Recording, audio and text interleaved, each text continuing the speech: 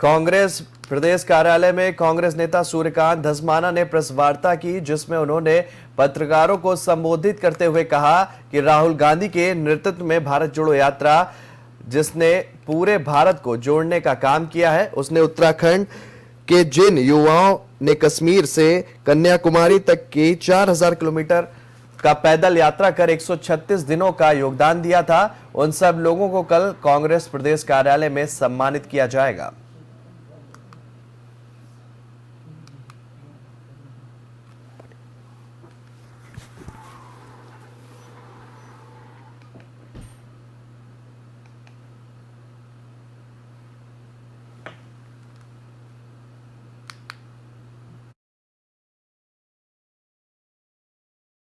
भारत जोड़ो यात्रा में राहुल गांधी जी की जो ऐतिहासिक यात्रा हुई है, जिसको हिंदुस्तान के स्वर्णिम इतिहास में लिखा जाएगा, उस यात्रा में 4000 किलोमीटर 136 दिन कन्याकुमारी से कश्मीर, इस ऐतिहासिक यात्रा में उत्तराखंड की तरफ से जो इस यज्ञ में आहुति डालने गए थे भारत यात्री, उनका कल कांग्रेस मुख्यालय में कांग्रेस पार्टी स्वागत करेगी। भारत जोड़ो यात्रा में और बढ़ते हैं अगली खबर की तरफ। हल्द्वानी में अवैध निर्माण पर प्राधिकरण ने बड़ी कार्रवाई करते हुए शिवालिक विहार में छापेमारी की है।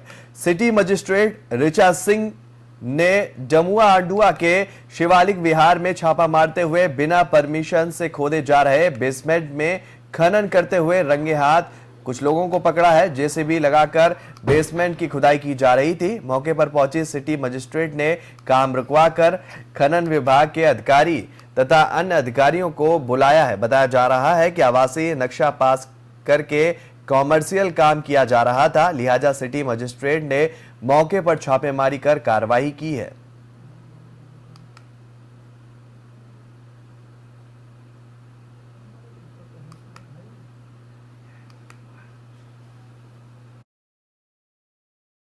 मैंने अपनी प्राधिकरण की टीम को निर्देशित कर रखा है कि वो अपने अपने एरिया में घूमते रहें और शुरुआती दौर पर जब शुरुआती दौर पर हो उसी समय कार्रवाई करें। तो आज ये शिकायत यहाँ से प्राप्त हुई थी कि बेसमेंट खुद रहा है, मौके पे जेसीबी लगी हुई है।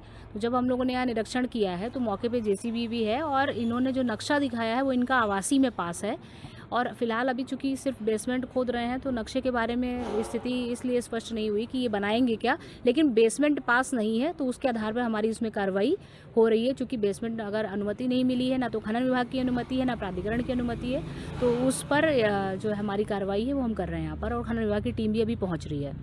बेसमेंट के लिए क्या जेसीबी अलाउ है? बेसमेंट के लिए खनन विभाग की परमिशन होती है, जिसमें इनको परमिशन लेनी होती है खान डिपार्टमेंट से, और उसमें तहसील से रिपोर्ट लगती है, उसके बाद परमिशन होती है। और वो इन्होंने नहीं ली है, नहीं, इन्होंने खुद बताया है कि इनके पास कोई परमिशन नहीं है।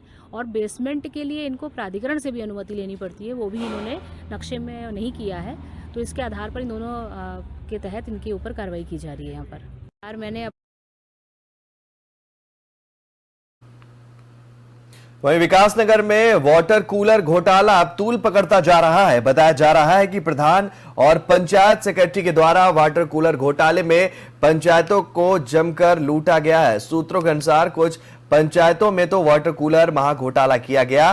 विकासनगर ब्लॉक के सबसे बड़ी पंचायत डकरानी में 30 वाटर कूलर लगाए गए। अगर एक पंचायत के घोटाले का आकलन किया जाए तो 21 लाख रुपए का घोटाला किया गया, जबकि तिमली, जीवनगढ़, डाक पत्थर, नवाबगढ़, भीमावाला, एटनबाग, मेहुआवाला, जमीपुर जैसी 53 ग्राम पंचायतों विकासनगर ब्लॉक में आती हैं। और इससे आप अंदाजा लगा सकते हैं कि विकासनगर ब्लॉक में वाटर कूलर घोटाला लाखों का नहीं बल्कि करोड़ों का है। जबकि एडीएमओ पंचायत ने बताया है कि जो वाटर कूलर लगे हैं वो पंचायतों के द्वारा लगाए गए हैं। इस संबंध में हम कोई भी जानकारी नहीं दे सकते हैं। अगर कोई भी अधिकारी इस मामले में दोषी पाया जाएगा तो उसके खिलाफ कार्यवाही भी की जाएगी।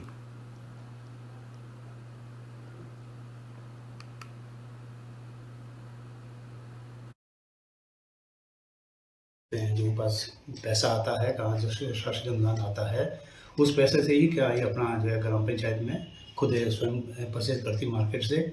उसकी भी 3% ली जाती है। जो सबसे कम प्राइस होगा उसका वो कूलर खरीदते हैं और गांव में लगाते हैं, ये इसकी प्रक्रिया है। लेकिन उसमें मैंने आपको पहले भी बोला है कि उसमें जो है 3 क्वेश्चन लिए जाते हैं मार्केट से जब खरीदते हैं। ग्राम सभा जब पहले खुली बैठक करती है उसमें प्रस्ताव चयन होते हैं। उस चयन के बाद फिर हमारा एक वो बनता है, कहाँ उसका सालाना उसका प्लान बनता है, उसको अपलोड किया जाता है साइट पे। आप देख सकते हैं उसके साइट पे, आप देख सकते हैं पंचायत की।